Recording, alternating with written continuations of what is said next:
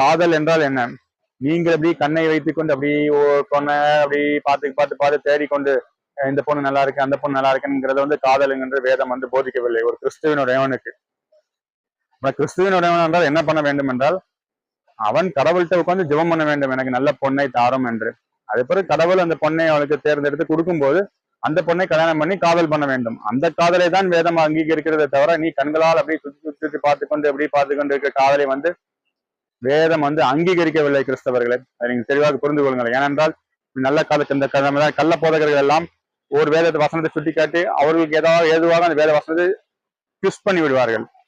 எப்படி இருந்தாலும் இப்ப இச்சையா பார்க்க கூடாதுன்னா இது இச்சை இப்படிதான் பார்க்க கூடாது அப்படின்னு ட்விஸ்ட் பண்ணி விடுவாங்க. மதுபானம் பண்ணக்கூடாது, இது ஆனா தண்ணிக்கு அடிக்கலாம், கொஞ்சமா அடிக்கலாம் அப்படின்னு சொல்லி ட்விஸ்ட் பண்ணிடுவாங்க. எல்லா வசனத்தையுமே எடுத்து எடுத்து எடுத்து அவங்களுக்கு தகுந்தாற் போல் வேத வசனத்தை அப்படி மாத்திடுவாங்க, ட்விஸ்ட் பண்ணிடுவாங்க. எதற்கு அப்படி பண்ணுகிறார்கள்னா அந்த வசனம் அவங்களை குத்தும் அல்லவா?